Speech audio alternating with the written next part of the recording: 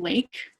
So downtown, a village of 1,200 Arapaho people lived in that area, right basically where Corisville is right now. So if you could imagine a village of my people living there. And then we were forced out to Boulder, where Boulder was founded illegally on treaty land in 1859. And then, so going back to, I believe, in order to give a great land acknowledgement, you have to give acknowledgement to the animal that also used to thrive here. And an estimated 30 million bison used to live here in the 1840s. But by the 1860s, that number dropped below 15 million. And by 1890, the bison were decimated to 500 buffalo in this area. So that's pretty heartbreaking to know of those numbers and to feel like you have a connection to that source and know that it's reviving itself now, but it's sad to know of that history. So in 1863, it was known as the Year of Hunger because there's no more buffalo and no more game for the indigenous people to live the nomadic way of life that we typically lived. And so I don't know if you know of the Sand Creek Massacre, but that happened after the Arapaho were pushed. So I'm Northern Arapaho and Eastern Shoshone, which is the Wind River Reservation in Wyoming. But there are Southern Arapaho who went to go live in Oklahoma. And so we were pushed up and we were pushed down out of Colorado. And first we were pushed into the Sand Creek, the Arapaho and Cheyenne people. And that's where the Sand Creek Massacre happened. And there was a parade after that happened through the streets of Denver where they paraded, sorry, this is always emotional for me, where they cut off private parts of women and paraded through the streets of Denver and scalped us. And the only person who refused to attack us during that time, because we had a white flag and also an American flag hanging up showing that we want peace. Sorry.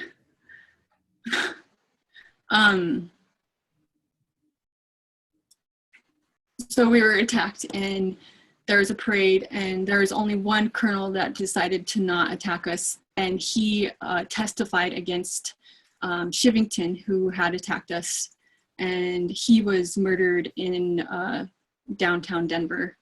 He was assassinated. So yeah, that's my land acknowledgement and just a little piece of history of how Denver and Boulder came to be. And yeah, you could take it from there. Thank you so much for sharing that, Sarah, and for being vulnerable in front of this group. It really means a lot to us, and like to highlight the importance of knowing the true history of public lands and the land we're on today. So thank you for that. Yeah. Okay. So grounding us a little bit in the storytelling of today. My friend yesterday wrote me a little message about why storytelling was important to him, and I thought it was really lovely. He said that I've come to believe that our entire role as activists is to tell stories that click with people and help people see something from a new angle. We tell stories to recruit people. We tell stories to help elect our candidates. We tell stories to change public opinion. His name's Logan, and I think that that really sums up why I wanted to put on this event and why I wanted to get Sarah and James involved. Is like they're both activists, but also like performing arts and storytellers, and that combination is really special and something that I hope all the attendees here today can kind of develop skills in those areas so that we can make change. I'm actually going to hand it off to James before I get into this slide, just to go into kind of the purpose of this event. So James, if you want to take it from there. You bet. Well, everybody, thank you, first of all, for attending today. And I know that we're coming from different places from all over the country.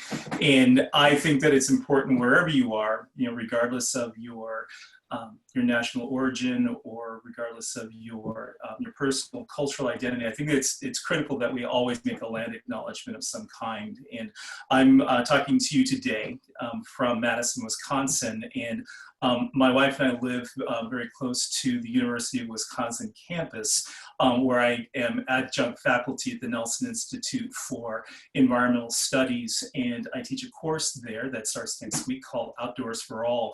And one of the things that I impress upon my students is the importance of acknowledging exactly where they are at all times. And I'd like to share with you the land acknowledgement that we have here at the university.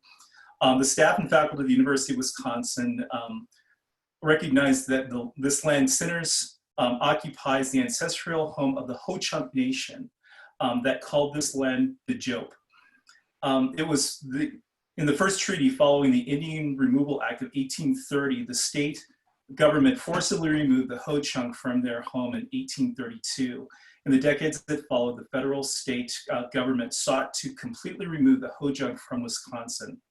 Despite these attempts, many Ho-Chunk people continued to return to their home in present-day Wisconsin. We acknowledge the circumstances that led to the forced removal of the Ho-Chunk people and honor their history and resistance and resilience. The Ho-Chunk Nation and the other 11 First Nations residing in the boundaries of present-day Wisconsin remain vibrant and strong. And I want to begin there because I think that it's critically important that as we move forward in these discussions about the land and why we are here, I think that it's first important to understand exactly where we came from, and through that, hopefully chart a better path towards where we are going.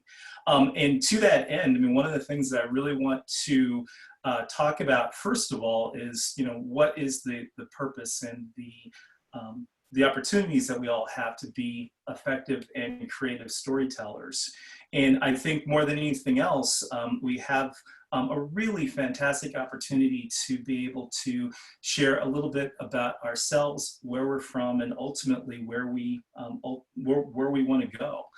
And so as we begin this journey together over the next 90 minutes, as we learn and talk about the art of storytelling, I want to make sure that everyone is pretty much on the same page, when it comes to our interests and coming to a better understanding as to exactly why we're here. First of all, I think that it's critically important that we are as thoughtful and supportive of everyone in what I want to believe is now a learning community. We're here not just to talk, but to listen. And through that, I really hope that we can share not only ourselves from what the things that we want to share, but also the things that we want to get from other people. The other thing is too, that I think that it's critically important that as we move forward in this conversation, we recognize that we are not necessarily experts in anything other than our own personal beliefs and experiences. So I think that it's really important that we respect the beliefs and experiences of other people. So I really want to impress upon everybody the importance of why we are here and what we ultimately want to accomplish. And also I think that as we are listening, I think that it's important that we listen actively, which means actually listening and not just waiting for the person to finish talking so that we can say whatever it is that we have to say. The thing about social distancing through telelearning is that we have the abundance of what might sound like pregnant pauses and gaps of time. I think it's really important that we use those gaps of time to actually listen. And to think about what it is that we are going to say before we say it. And finally, I really want to encourage everyone to actively participate as well. There's going to be a breakout session where everyone will be able to build rapport with some of the other members of our learning community. But at the same time, I think that it's really important that we share and not just be silent observers of this. This is an opportunity for all of us to share, support, and to encourage each other all at the same time. So with that, I will turn it back over to Joanne. Thank you, James. Yeah, that's spot on.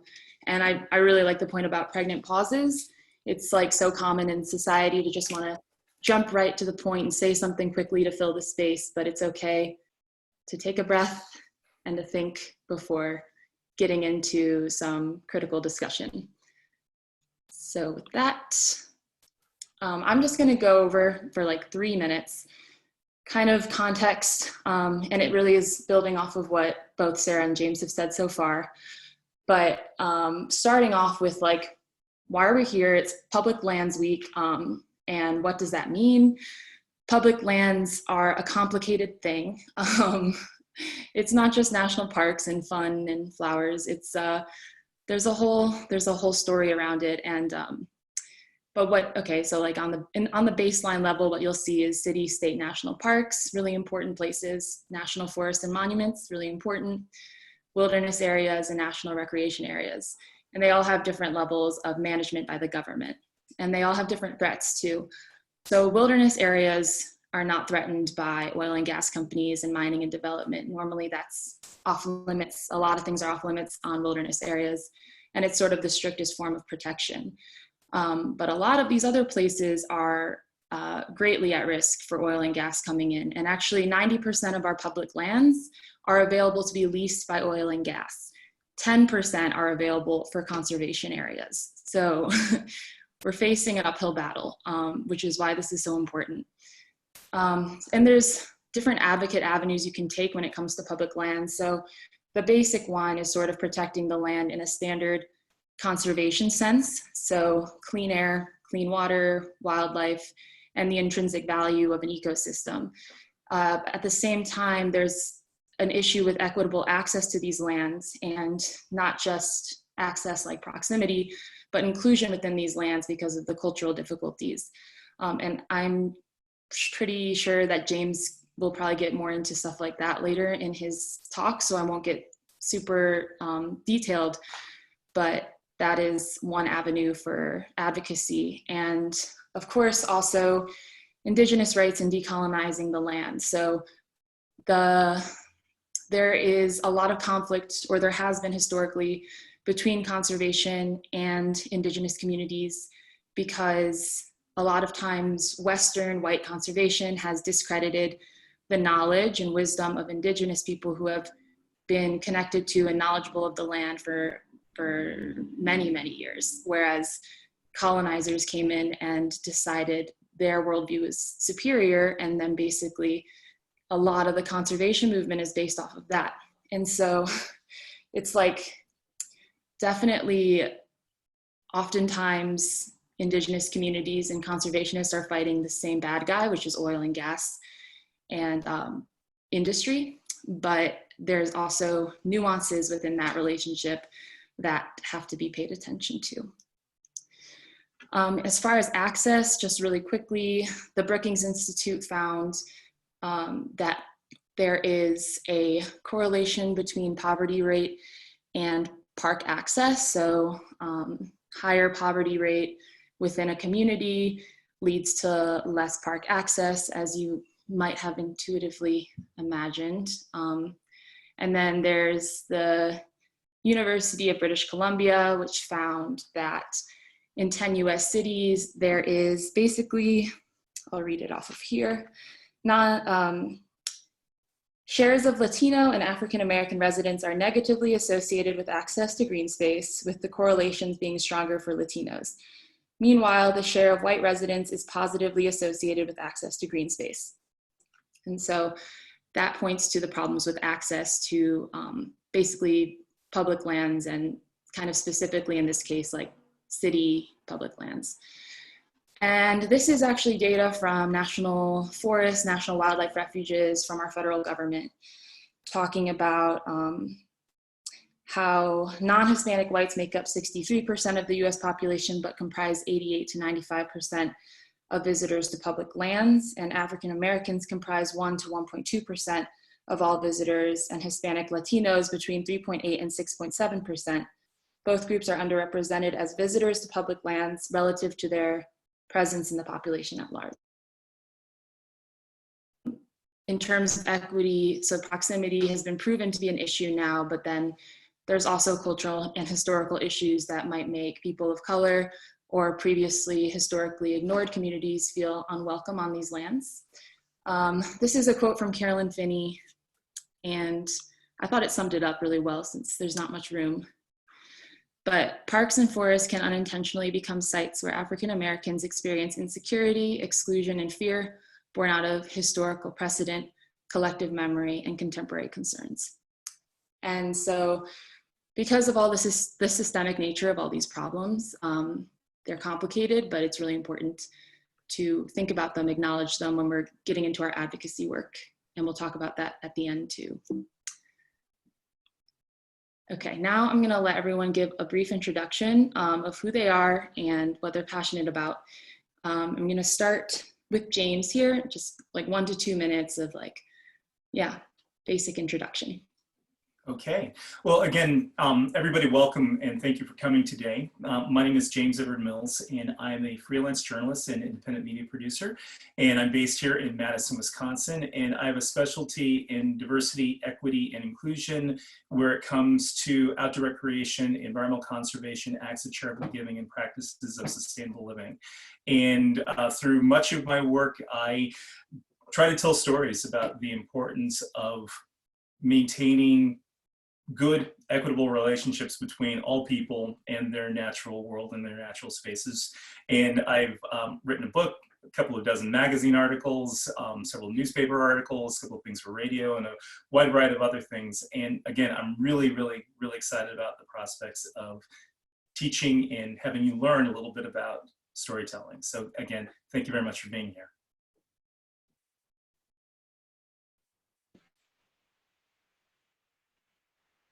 Thank you, James. So my name is Sarah Ortegon. I am enrolled Eastern Shoshone. I'm also Northern Arapaho. But my passions and what I do, I act, I dance, I'm an artist, but I also work with Colorado Rising, and our goal is to eventually stop fracking in Colorado. I also work with Native Women's Wilderness, and right now we're working to get a lot of food and supplies to the Navajo Nation, and also we will be working to get a lot of supplies also to my reservation, the Wind River, as well. And yeah, that's pretty much what I do. Right now, so I jingle dress dance, and we believe that to be a healing dance throughout the nation. And I believe it came to be about 100 years ago, and it initially happened during a really big flu epidemic. And so I had a chance to dance and perform with my friend Jeffrey Gibson. He's an artist. He's Choctaw and Cherokee, and he had asked me to perform in New York, and we had previously filmed me jingle dress dancing in a bunch of different outfits. And then right now it's up in New York, and it comes on every night for 3 minutes every night. And I see it as a really good way to highlight Indigenous culture. And it's focused around missing and murdered Indigenous women, and also just bringing to light that culturally we do have issues within ourselves that manifests on a daily basis, but we also have the ability to heal. And so right now I really appreciate that being highlighted in the world in New York. So that's just something that's going on right now for me.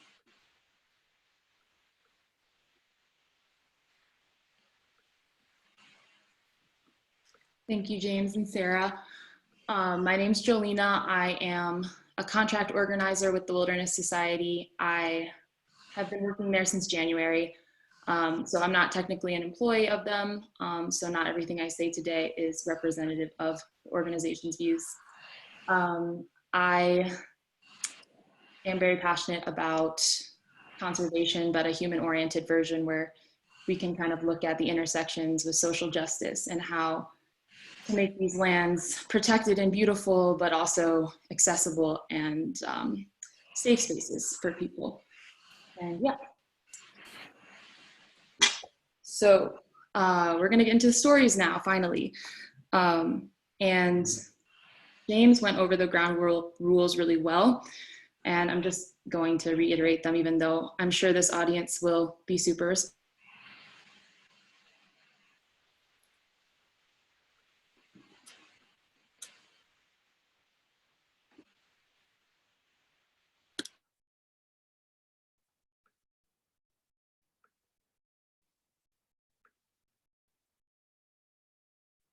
and let her have 10 minutes to talk about the story.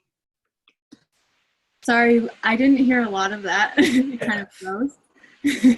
Oh, did it freeze? Okay. Yeah, it did. Well, basically, it's ground rules, and going to hand this over to Sarah to tell her story. Okay. So I want to start off with letting you know that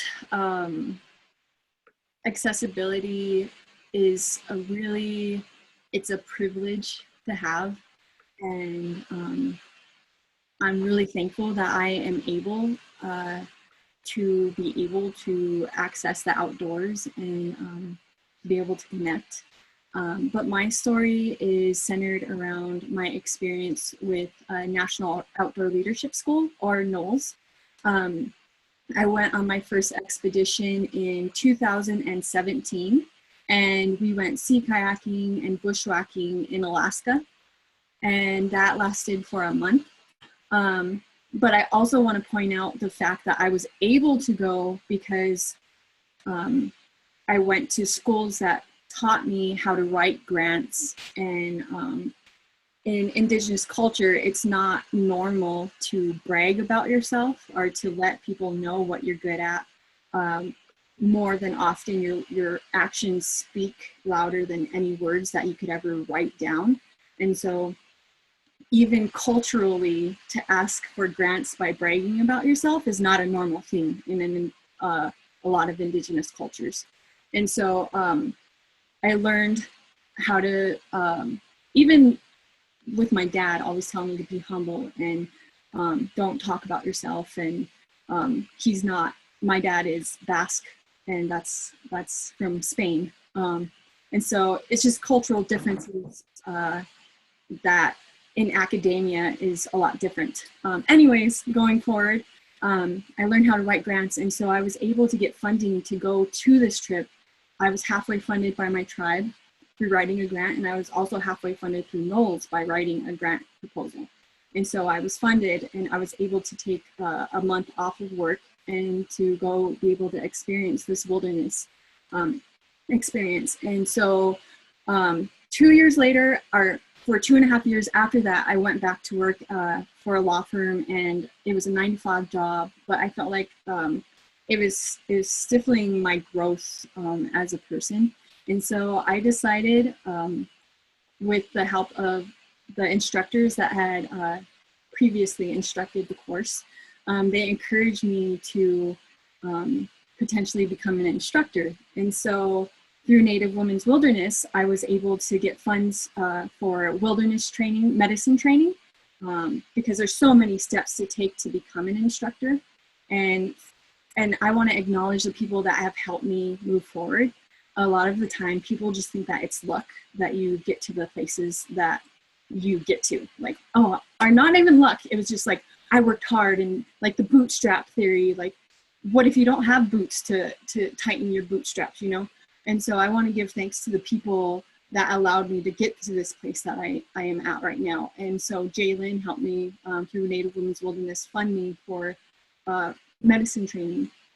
And just so many people, and Elena and the people that encouraged me to keep going even when I didn't feel like this was somewhere I actually belonged, because of the different culture that Knowles has than from what I'm used to on a normal basis.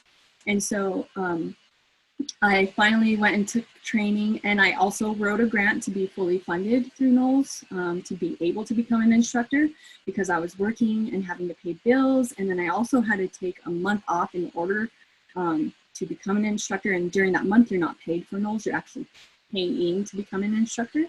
And so these are things that I want people to be aware of and to know that it's not necessarily given, it is earned, but there's a lot of steps to take. And so I became a Knowles instructor last year, and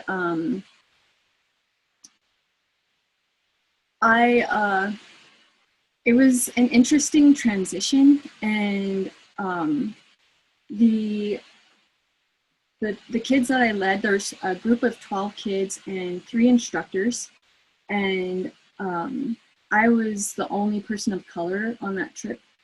And I think Knowles likes to focus on the science, on the scientific names of flowers, on how to create a community, but in a broken down way, to where there's no cliques, to where the instructors are paying attention to the relationships of the kids.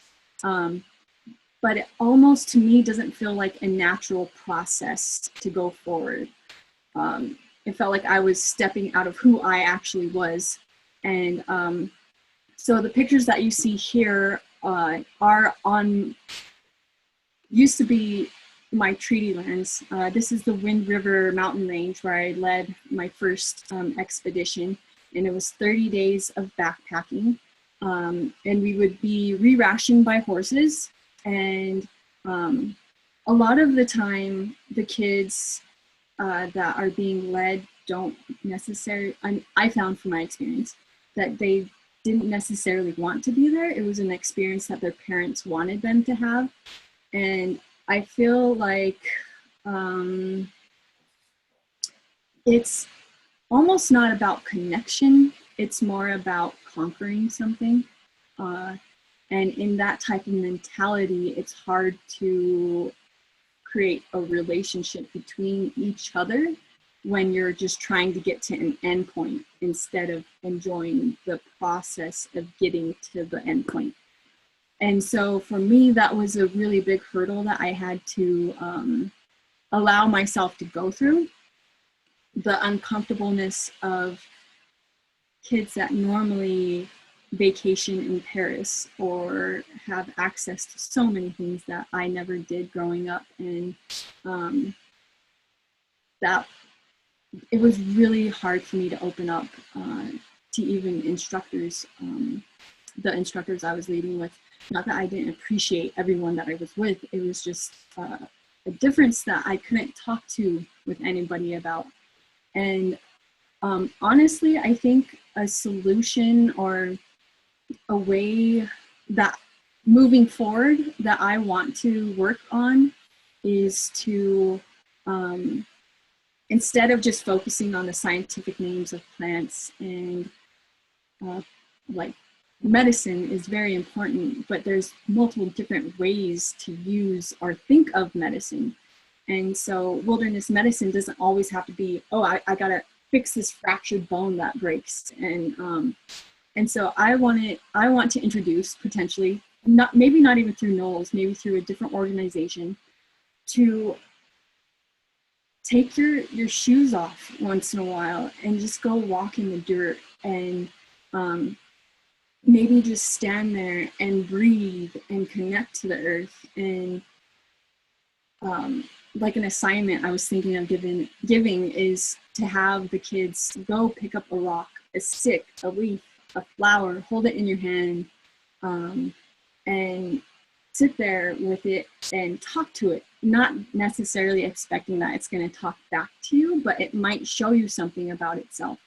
And I want to take a step away from spirituality being a taboo You don't even necessarily have to see it as spirituality, because like right now the chair that I'm sitting on is wood and it's made out of cloth, but when you break that down, it's made out of molecules, and those molecules are made of energy.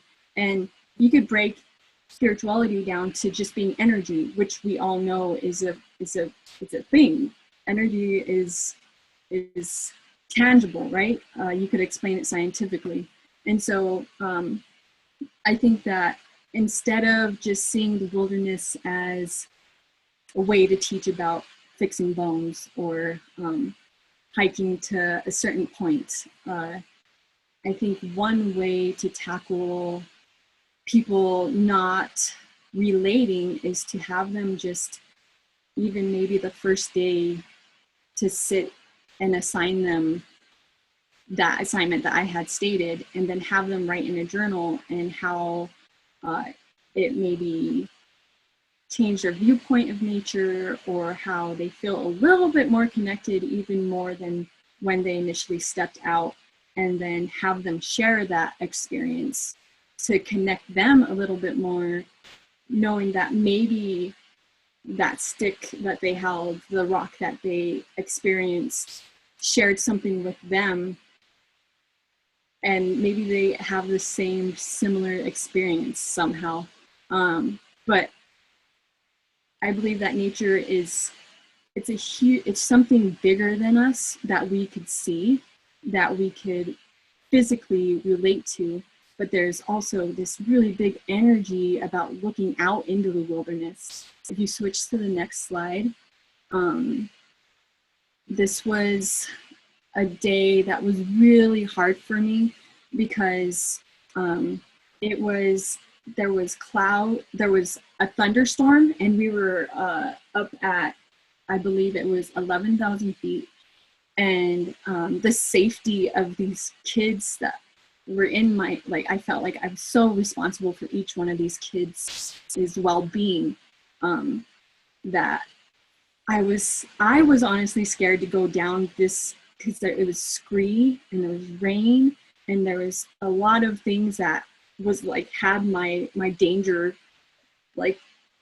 synapses just popping off everywhere in my head about all the things that could possibly be happening. And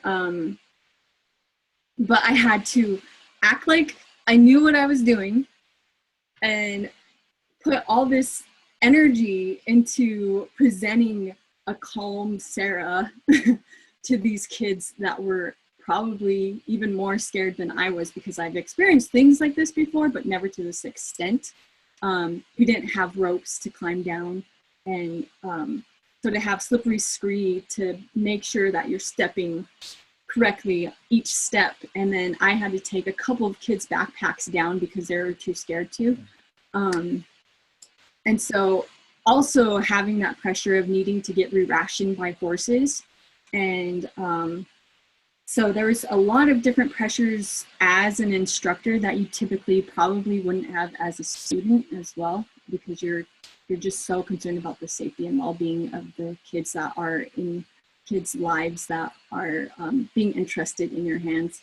And I think that one way for me to feel a little bit more content with how I was leading was maybe to relate to the kids more. And one way I think I could have done that was to introduce my own way of connection, not necessarily forcing it on anyone, but just asking for participation in that. So that's my story. I hope that it maybe brought up some thinking points for you, but that's just how I see the world and how I hope to grow with people at some point. Awesome. Cool. Thank you so much, Sarah. Yeah. I really like the point about restructuring Knowles so that it's not conquering, which just has historical roots in like white settlers conquering the land as opposed to being one with. That's super meaningful. Thank you. I'm going to open James if you have any questions. Yeah, and I got to tell you that I mean, I have quite a bit of experience with Knowles myself. I mean, I worked with Knowles on the Expedition Denali project, and one of the things that we were trying to do with that was to incorporate a higher degree of diversity and inclusion in much of the programming there. But you know, I'm a little disappointed to hear that that wasn't actually embedded in the curriculum, or at least in the experience that you had. And you know, and I'm curious, you know, if you were to perhaps make a suggestion or to better redefine how your experience might have been better, what would you have done? You know, I mean, what should Knowles have done in order to, you know, facilitate your experience and maybe even help to better facilitate the experience of the young people that were on in your course? So they did have me do a land acknowledgement, which I think was good. But I feel like maybe the freedom to introduce my own way of connection would have been a great opportunity, but I didn't feel like that was a possibility. I feel like there were a lot of things that we had to teach the kids within that month, and we had to check off on a list. It was a whole long list of things that we had to teach the kids. And I didn't even feel like we got through a lot of that list because there's a lot of issues that came up during that time. There were 3 kids that were evacuated. And so it was just hard to manage teaching what we had to teach. And then I didn't feel like I had the opportunity to be able to add in what I wanted to add in, which I think would have been great at the beginning to just start it off. Maybe I should have been a little bit more forthright into what I expected or what I wanted the experience to be for my students.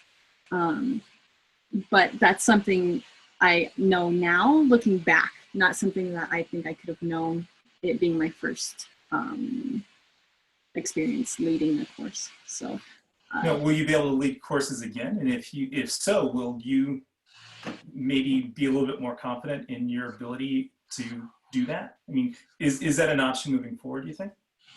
I will be able to lead again through Knowles, but I don't know if that's necessarily a venue I want to go through. Sure. Just because I felt really alone a lot of the time. And I feel like potentially there are organizations that I can work with that would give me the opportunity to foster that type of growth in leading an experience. So, I mean, a month is a long time, and I think that I would definitely love to be able to lead again, but Knowles is just so, it's just not a place I feel like I could grow the way I want to. Right. And I think that, like most leading organizations right now, they kind of have a mindset of checklists. Yes. You know, and a very rote way of doing things. And if it's not done just this right way, it's not a proper outdoor experience. Yes. You know, and I really think that a big part of how we can move all of our experiences forward is to be a little bit more organic in how we approach our experiences with nature, especially if we're engaging young people. You know, because frankly, you know, there are no straight lines in nature. You know, everything moves and bends and shapes towards the direction of energy, you know, and of matter, you know, and it doesn't always conform with our, you know, need to measure things and to have things fit a particular timetable. And I really think that if we are going to have a good, positive relationship with the natural world, we have to be as flexible as it is. We have to be as unrigid as nature is, and frankly allow yourself to, you know, to be in the flow. Now, unfortunately, it's not always easy to keep a schedule, you know, to connect with a bus to pick you up or an airplane to drop you off or a variety of other things. But at the end of the day, while you're there, I mean, from sunrise to sunset, you should be able to have a very positive experience in the outdoors that is on its schedule and on its timetable. You know, and I'm really hoping that you know, that can ultimately, I would hope, maybe even inform some of your work in terms of preventing fracking, for example. Yes. Because I mean, the nature is constantly telling us that it doesn't like it. Mhm. I mean, you take a look at the groundwater, you take a look at earthquakes, you take a look at all the things that are happening, and I think that a very positive conversation can be had about how the natural world is willing to be part of our experience if we do a better job of being part of its experience, to perhaps give back to the natural environment more than we're prepared to extract. And I think that's going to be true of how we recreate in nature as well. And hopefully, as we tell people our stories about how we spend time outside, a big part of that is going to be, how we conform to it rather than how we made it conform to us. Exactly. That is exactly how I felt while I was out there, because nature doesn't, like you said, it's not a linear line. It's always turning and moving, and yeah, I definitely feel what you're saying. All right, I hate to cut this discussion short, but for the sake of time, let's give snaps for Sarah or do the little hand thing in the Zoom. And thank you guys so much. It's an awesome discussion, and I hope we can get deeper into it at some point. Now we're going to go into James's story. So whenever you're ready. Okay. Well, in 2016, I had a really great opportunity to take a trip. I was invited by the Sierra Club to paddle inflatable rafts from the Brooks Range of Alaska along the Hula Hula River all the way to the Arctic Ocean. And it was a trip of about 80 miles over the course of just over 10 days. And what was especially cool about this trip is that I was able to take it with some people I knew, but some people that shared my interest in creating a much more inclusive natural world. And among them were representatives from Outdoor Afro and Latino Outdoors. And some of you might recognize my good friend Jose Gonzalez there journaling on one of our stops there. To hit the next slide. What was especially cool about this trip is that we're actually part of a better understanding of what the natural world meant to the indigenous people. The Arctic National Wildlife Refuge, where we were, is actually part of the ancestral homelands of the Gwich'in people. But it's also the home of and the traditional grazing grounds of the porcupine caribou. And in this area, we were actually able to see what it looks like in the late spring, early summer, where the transition is starting to occur. The water is starting to matriculate down through the river, and the caribou are migrating. And we were actually able to see part of the migration as they were making their way from one end of their grazing grounds to where they would ultimately mate and give birth to new young animals. And this is also the area that was and continues to be a very specific target for oil and gas drilling in Alaska. This is quite literally the very last 10% of completely unmined, undrilled natural tundra in the Arctic National Wildlife Refuge. And on our paddling trip, we were actually able to see part of it. Hit the next slide. What we really loved about this particular trip was our ability to walk and spend time in the river.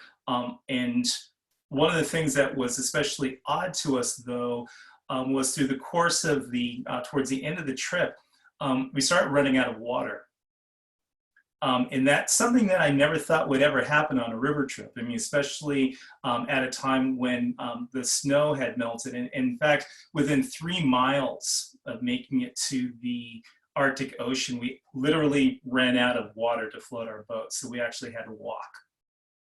And in a journey that had already been, full of, fun and adventure. We suddenly found ourselves a little maudlin and depressed because there wasn't enough water to float our boats. And one of the things that we later came to realize was that in the previous winter, there wasn't enough snowfall in the mountains to create enough water to make it all the way to the ocean.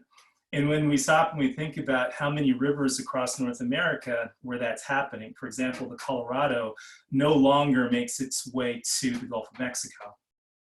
And because of so much water that's being extracted for development, for resource extraction, there's not enough water actually to make it all the way to the ocean. And on this trip, we're actually able to see very clearly the direct impacts of climate change. And when we stop and we think about what it means to have a natural area that is directly impacted by things that are happening thousands of miles away in the lower 48 states, it directly impacts this particular region of the Arctic.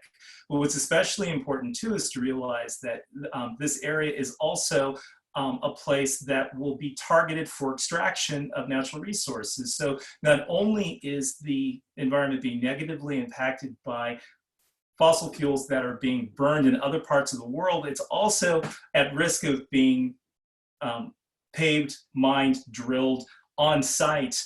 So it's literally getting a double whammy, to actually have it be impacted negatively on its face by having a limited amount of resources that are being pulled out of the natural environment, but also the increase in global temperatures, the lack of snowfall is also preventing it from having the ability to protect its natural areas. And ironically, the case for global warming ultimately is being made by the very people that are causing it.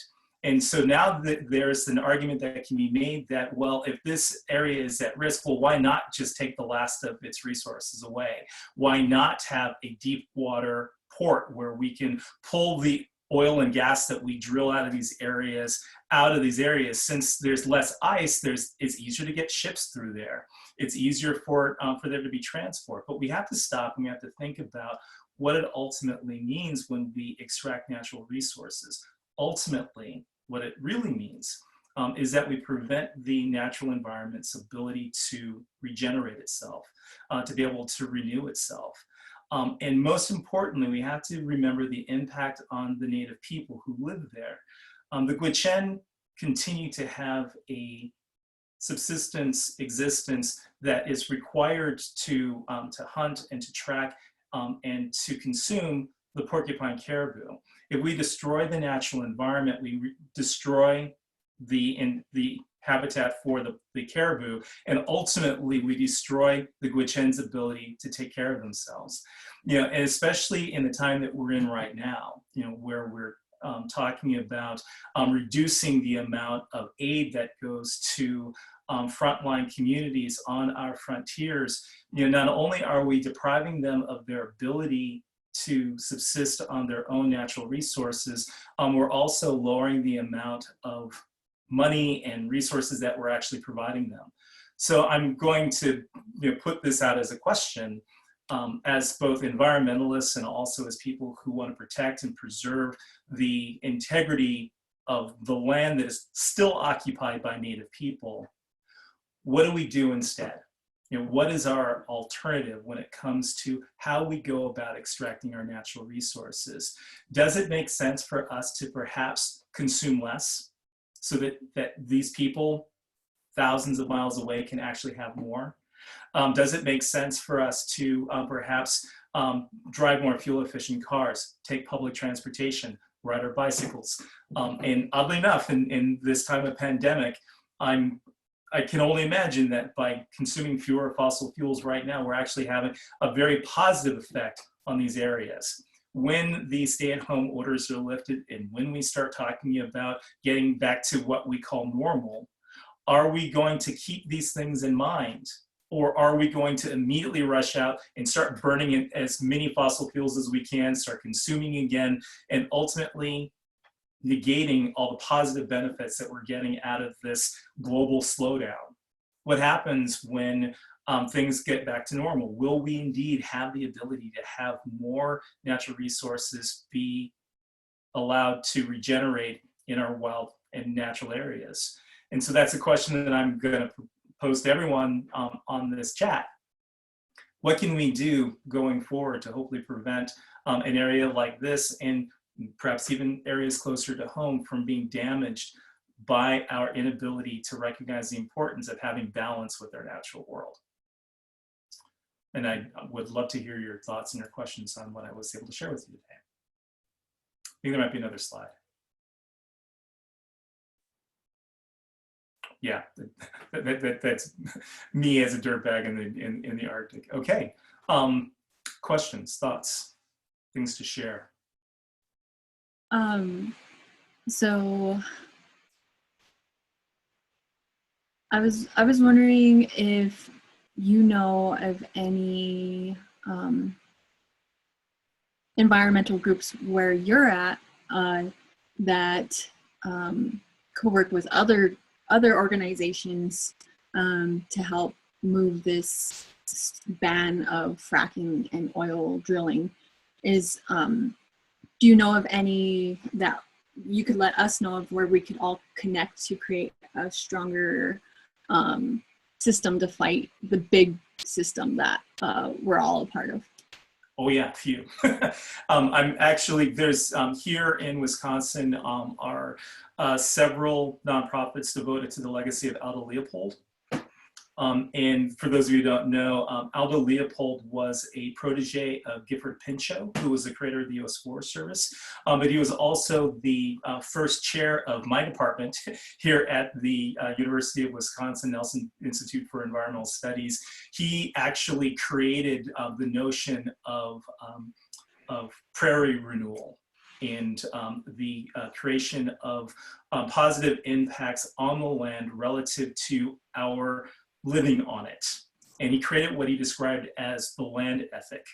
And the land ethic, basically put, means that we need to create a balance with the natural world where we are actually doing as much or more for the environment than we're prepared to take from it.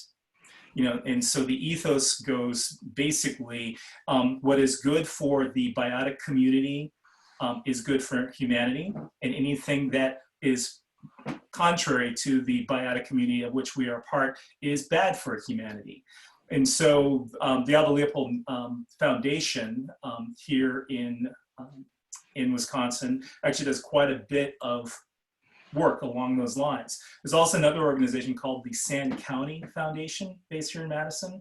And the Sand County Foundation actually does for private land what most organizations do for public land, specifically ranchers, farmers, and people in the extraction industries. I mean, basically they are working toward creating environments where we're actually doing things like regenerative agriculture. And so that we are, creating cover crops that during the time when the land is being plowed for harvesting, those plants actually retain soil, retain moisture, retain its ability to pull carbon dioxide out of the air, replace it with oxygen, and prevent the necessity for increased petroleum-based fossil fertilizers and other deleterious environmental inputs. The great thing about that is that it ultimately also prevents the pollution of our rivers, which typically wind up having their oxygen depleted because they have so much nitrogen and so much phosphorus that they ultimately pull it removes its ability to retain life, especially things like fish. And so many of these organizations are trying to work directly with organizations that are trying to reduce our global footprint. And from that, we actually reduce the ability to, or rather the necessity for petroleum-based industries, including fracking, including petroleum-based fertilizers. So after this conversation is over, definitely let's talk, because I think I can point you to a variety of different locations. But the great thing about it is that we can have a thriving economy, and we can produce food, we can generate energy, and people can get really rich if that's what they want. Okay, but we can also do it in such a way that we're protecting the natural environment, and that's critical to everything that I think that many of us on this call are about. Yes, for sure. And I have one other question, because I feel like it's important to share what you do specifically to help the environment, because maybe somebody isn't aware of how they could change their daily behavior to help support their belief system. Is there something that you feel like you could teach us to better be aware of how we're impacting our environment? Yeah, I think the best way, and this is, I think this kind of comes out of Leopold's land ethic, but one of the things that is especially interesting to me in terms of where we are right now with the pandemic and everything that we're dealing with, a lot of the complaints are coming from people with full bellies and with roofs over their heads, and with money coming in. They may not be making as much money, but they want things to get back to normal. Mm-hmm. One of the things that they're not realizing is how everything that they're doing and everything that is happening in our society is negatively impacting other people. And I think that the first thing that we collectively need to do is to stop thinking about how it impacts us most immediately, but how it most impacts marginalized people. And because they're the ones that are going to be most disproportionately impacted by everything that's happening right now. Mm-hmm. And I really think that if we start with those who are most vulnerable, and it's remarkable, a colleague of mine suggested that, people on the margins aren't necessarily vulnerable, they're actually targeted.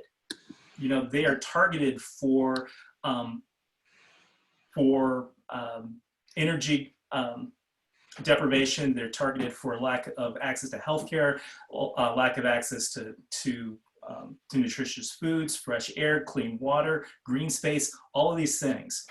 I honestly believe that if we do a better job of looking out for other people, and protecting the interests of people who aren't us, we actually do a better job of making sure that there's enough resources for each one of us. And so that I'm always going to suggest that you start with those who are on the margins of society. Because, if you take a look at the Arctic, for example, that is the margin, literally, of our country. Okay, that is the farthest, most northern point in the United States. What happens when that frontier fails? Okay, what happens when those cultures, the people who live there, are no longer able to sustain themselves in these areas? How long will it be before it's us? Yeah. How long is it when we go from the Arctic to Fairbanks to Anchorage? The next thing you know, it's Tacoma, it's Seattle, it's San Francisco. But by then, it's too late. Yeah. I honestly think that if we start from the margins and work our way in, we'll ultimately be able to have enough land and water resources for everyone. Thank you. Can I build on that? Sure. Jared, I'd love to hear from you. I think many of us know what needs to be done. I think the issue is, how do you get people to do it? And I come from a marketing background. By the way, my name is J.R. Harris. I see my name is just there as J.R. I do have a last name, calling from New York City. So nice they named it twice. Anyway, I started a business, a marketing consulting business. And what I've learned since I started the business in 1975 is that the way to get people to do something is to not necessarily tell them what they should do and shouldn't do, because people don't like to be told that. Right.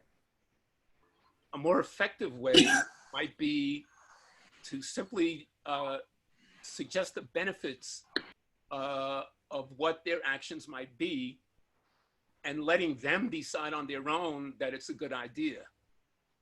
And not putting the onus on them to say, well, you should do this or you shouldn't do this.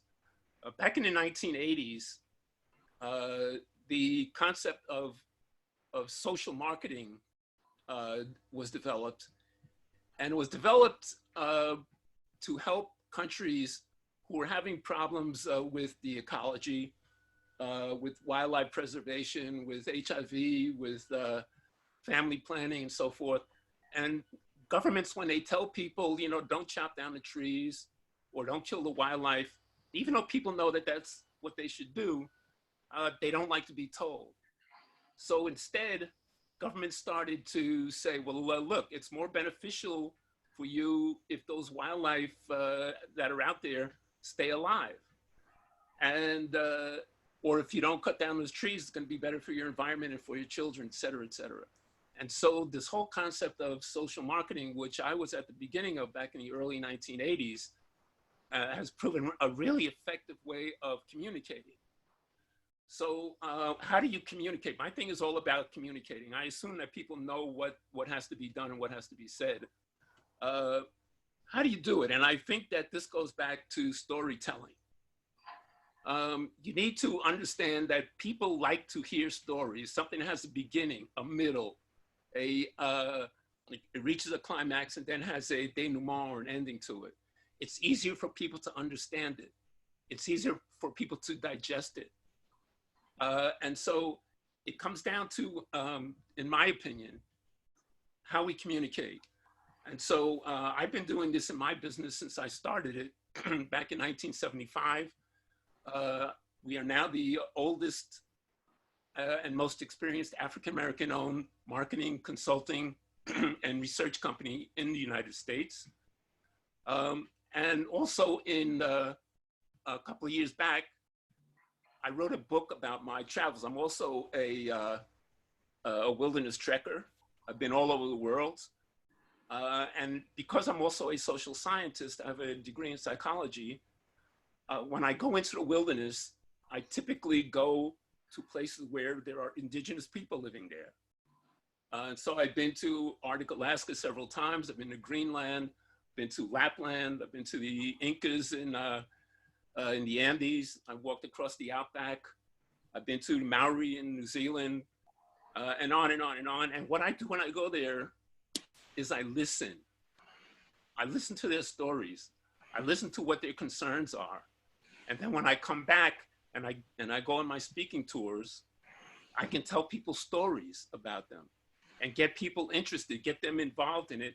And then I believe that results in a commitment. So I'm not going to keep talking on and on right now. I just want to say that we should all give some thought to specifically how we can communicate better. And that, in my opinion, it involves listening to people whose lives are impacted, and then going back and telling stories to people about how these people live and how these lands need to be saved and so forth. Because I believe that if people are allowed to make up their own minds instead of being told what to do or suggested about what they should do, that becomes more effective. That's my story, and I'm sticking to it. Thank you. Thank you for that. Yeah. Well, that kind of leads well into our next section, which I have to go to now for the sake of time. Not quite that, but we are going to go into how to do storytelling. So we're talking about how this is an effective means of making change. So how exactly we do it. We were going to go over this document a little more in detail, but I think for the sake of time, I'd love it if, James, you just spent like a couple minutes or like a minute just like saying what in this document is really important in your opinion for the listeners to pay attention to, and then we will send it out in an email at the end of the event so everybody will have access to all this information. Awesome. Is it possible for you to let me share my screen? Yeah, I think so. If I stop sharing mine, it might work. Okay, so I'm going to share my screen. Let's see if that works.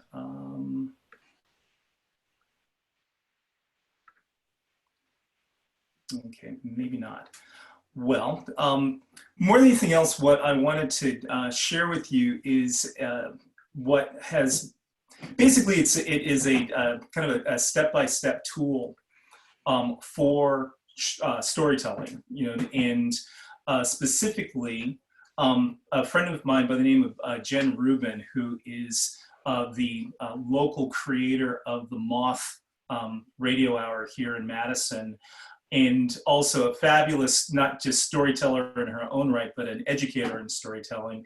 And she helped me, working with her in storytelling workshops here in town, to create basically a 5-step process. And more than anything else, what I want each of you to do is to realize that this is not necessarily a set of rules, but more like guidelines. And I think that it's important that good, effective storytelling has some degree of structure to it. And essentially it boils down to a couple of really basic things. Have an introduction. In an introduction, you're basically setting a scene. And in setting that scene, what you want to do is put the person in the story. And specifically, in my case, we were in the Arctic. In Sarah's case, we were on a Knowles trip. Where are we at when it comes to this particular narrative? Start there. Okay. The second thing is what is described as an inciting incident. And that's always going to be something that takes you from your introduction to hopefully a part of the story that is going to be enough to draw the listener in. And in my case, it was finding myself in the Arctic and running out of water. Okay. In Sarah's case, it was realizing that that she might not be able to share much of her own cultural ability and storytelling within her Knowles course. It's going to be different from case to case. It's always going to be part of the part of the process to be able to kind of spark an interest in terms of where the story is ultimately going.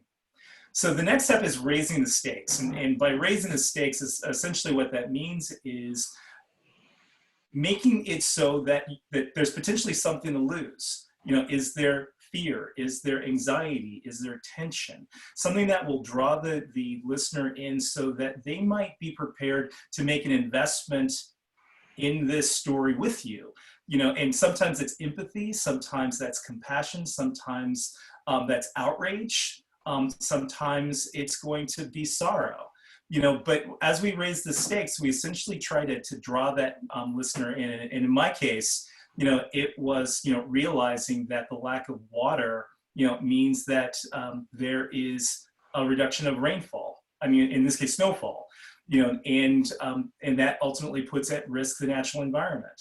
And in each story, there's going to be another level of interest so that we're putting ourselves in the place in the natural environment where there's something that's potentially at risk. Next is the main event. Okay, the main event is going to be the climax of your story. And that one thing that might give you something to shoot for as you're telling your story. Is it a point at which the overall tension has been resolved? Did something happen? It's kind of like a punchline. I mean, at that point, did you learn something that you didn't actually know? Or is there something that was revelatory or something that perhaps changed the direction of the narrative so that you're now looking at this circumstance from a completely different way? And then finally, there's a resolution, and that's going to be the lesson that we learn. What do we come away with as from this story, and what have we ultimately learned? And that's going to be the nut. I mean, to be able to hopefully convince someone that some action needs to be taken. In my case, in my story about the Arctic, one of the things that I really want to do is impress upon people the importance of advocating for the natural spaces that are important to them. And that will ultimately hope to resolve some of those inciting incidents and the stakes that were raised through the course of the story. But ultimately, how do we go about making sure that we're not just relaying anecdotes, that we're not just telling people something that had happened to us once? What can we learn? What is indeed the moral of the story? And hopefully, as we are using storytelling as a tool of advocacy, we're actually going into our communities and we're telling positive stories that hopefully will bring people to action. And what that ultimately means is doing what they can to protect and preserve the natural world in any way that it can. You know, and so if you take a look through the entire document once we send it out to you, you'll notice that there are a series of things that I think are critically important, and that's things like vulnerability. You know, that's things like making sure that you're speaking to themes that are very specific, but at the same time being universal. And also, it's critical that you know what the story is about, and you try to make a point. You know, and I think that it's really important, as I'm going to demonstrate now, keep it short, and try not to, as my dad used to say, talk longer than a person is prepared to listen. Okay, because at the end of the day, the last thing you want to do is put people off because you've taken so much time telling your story that you've neglected to have compassion for their interest in perhaps not hearing you talk anymore. So I'm going to leave it at that. And I think this is a really good opportunity now, perhaps, to ask some questions and maybe even share a few stories of our own in the 13 minutes that we have left. Yeah. Thank you for that, James. Yeah, I'm thinking maybe instead of doing the small breakout groups, we have a group of 20 right now. I think it would be okay if we kind of led with some prompts here, and if people are willing to share some answers in a bigger group just for the sake of time. So James, I think in your worksheet there are like prompts that can help people start thinking about their own story. And so I can type this up, but I'm pretty sure one of the ones that we brought up was, tell us about one of the first profound experiences you had in nature. And so profound can be negative or positive, and we don't want to exclude people who don't have the most standard, easy relationship with nature and the outdoors. But if anyone would like to share, it doesn't have to be a perfectly crafted story. Of course, it's just impromptu, but if anyone would like to share one of the first times they had a profound experience in nature, that would be awesome.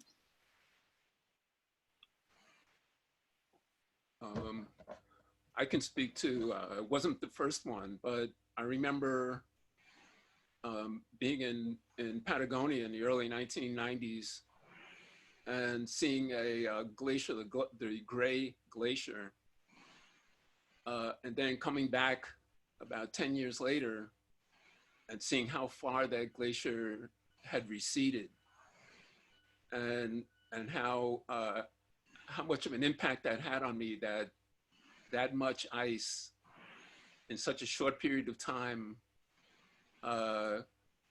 could have disappeared. And it really struck me as visual evidence of global warming. And so I had photos from both trips. And when I went to, I speak at different schools to high school and college students, and to just show them what was happening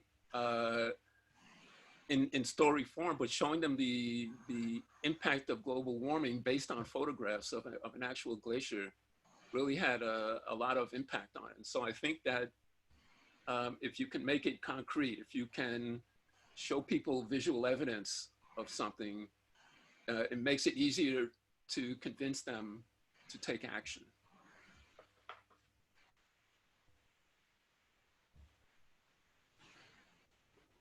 Yeah, I definitely agree with that. Actually, in a seminar I was in at the end of college, there was a kid in the class who had the same, a very similar story, and had gone to Alaska and seen the glaciers, and then went back and saw how much they had receded at the same exact time of year. And he shared it to a class that wasn't even about the environment. It was I think it was a humanities class, literature or something. But it was just the final project, and definitely the visual component had a huge impact on people's pathos. And it just made it concrete. I think people were like, oh, it's real. But yeah, thank you for sharing. And if anyone else wants to talk about a profound experience they've had in nature.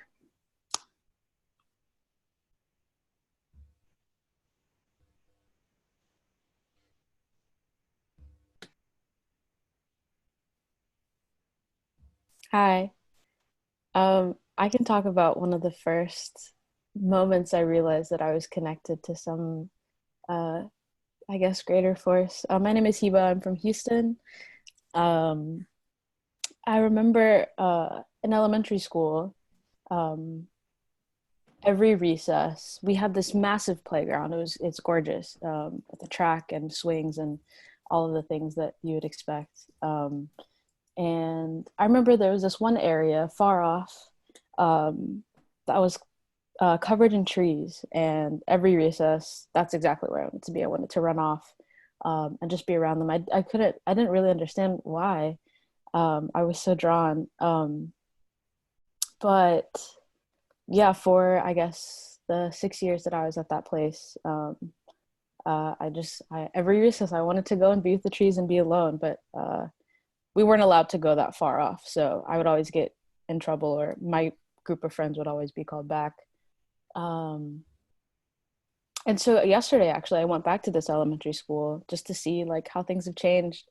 And I walked up there. They had added a fence, and where the trees were was now a paved road.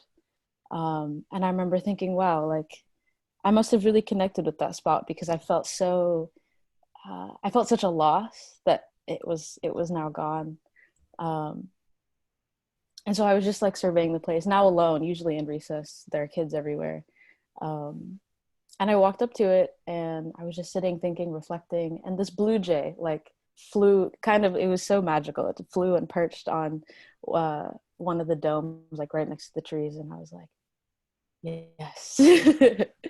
um, and I don't know, it's pretty simple, but nature kind of does that sometimes, where it will tell you a story just by, I don't know, showing you a bird or a flower where there wasn't one, or I don't know. So yeah, that's something that happened recently. It's kind of simple, but I don't know. I appreciate these kind of little moments, because it's the, I don't know, it's the little things that kind of make us feel connected, to the to the whole. Nice. Thank you so much for sharing that. That's awesome. I feel like the reason why I was looking for connection for the students for me was because I knew that once you create a connection, you want to protect it. And so I feel like that was one of the big things for me, and that's why I wanted to implement that. So thank you for sharing your story, because it helped me realize why I wanted to create connection. So thank you. Yeah, of course.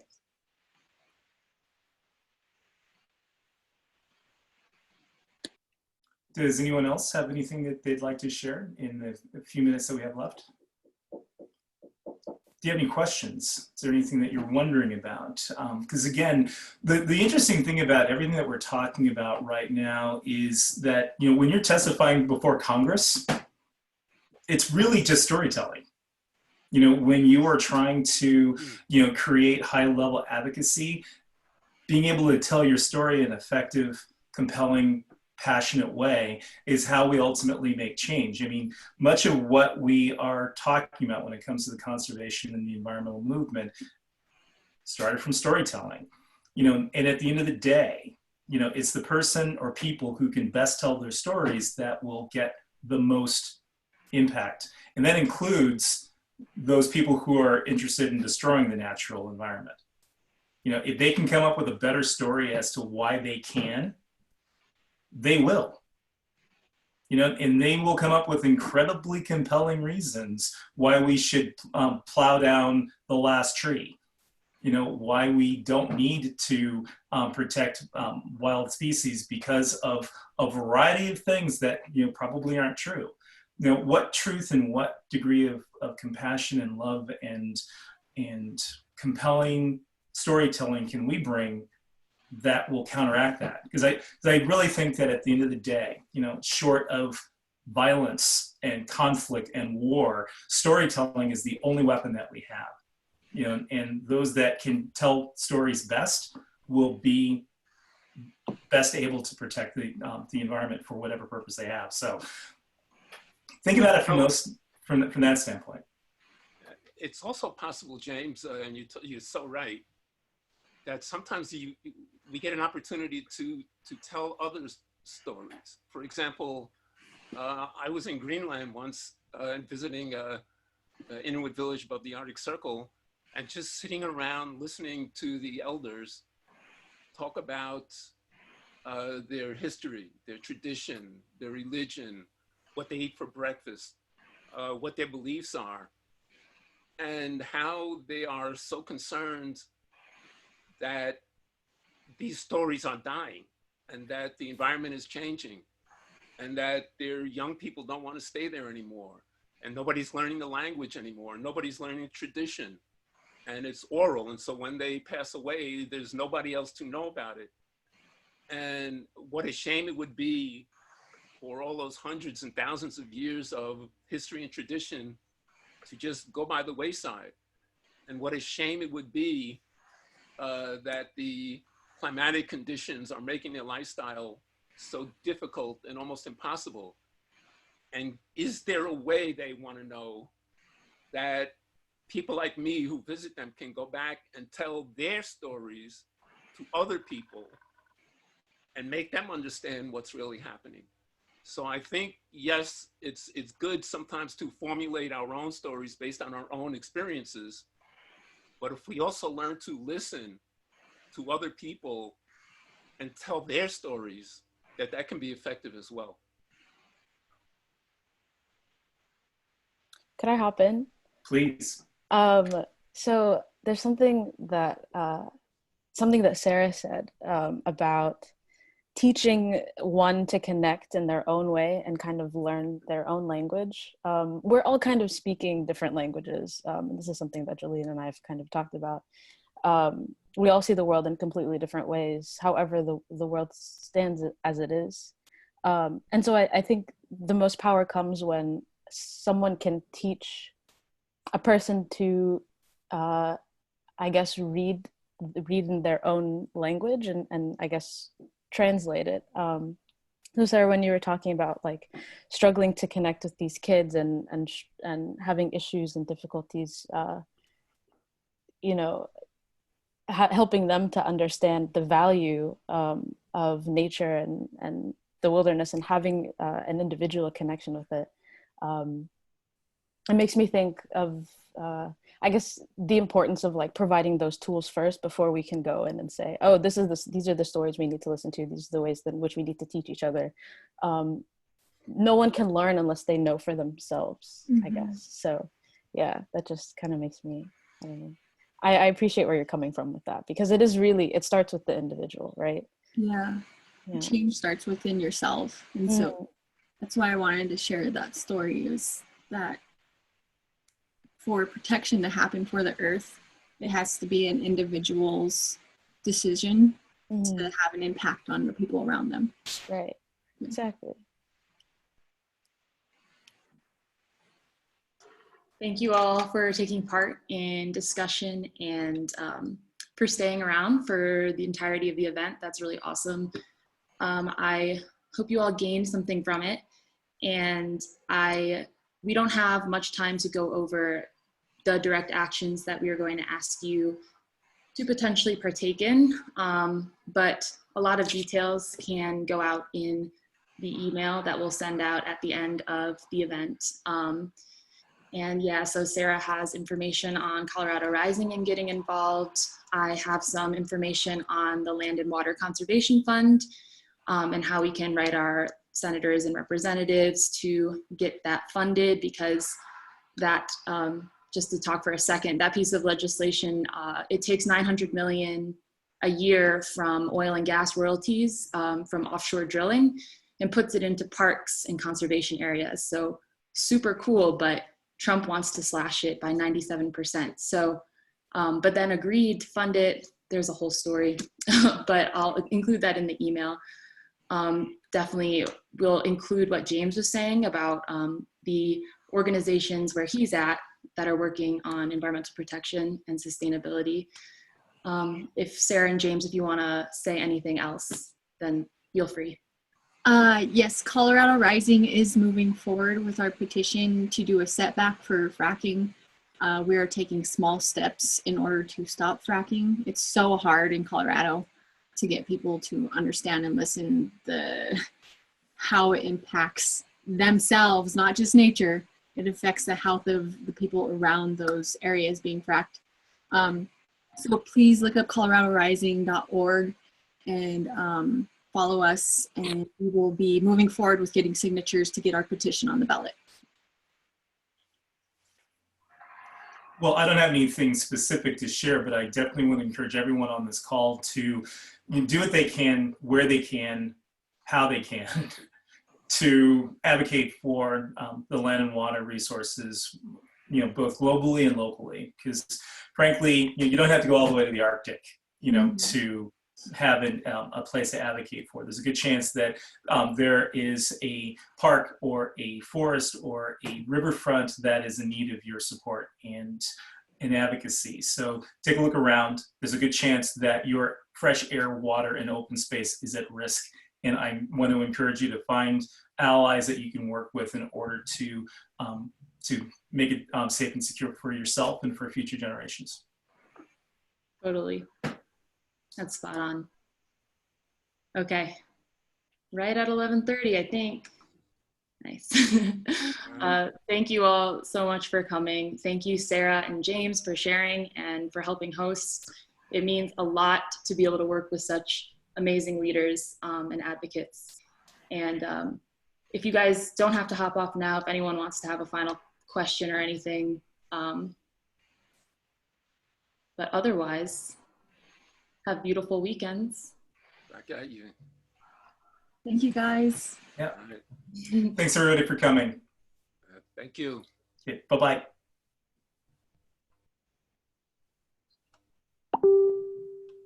Thanks, everybody. Yeah, thank you for joining.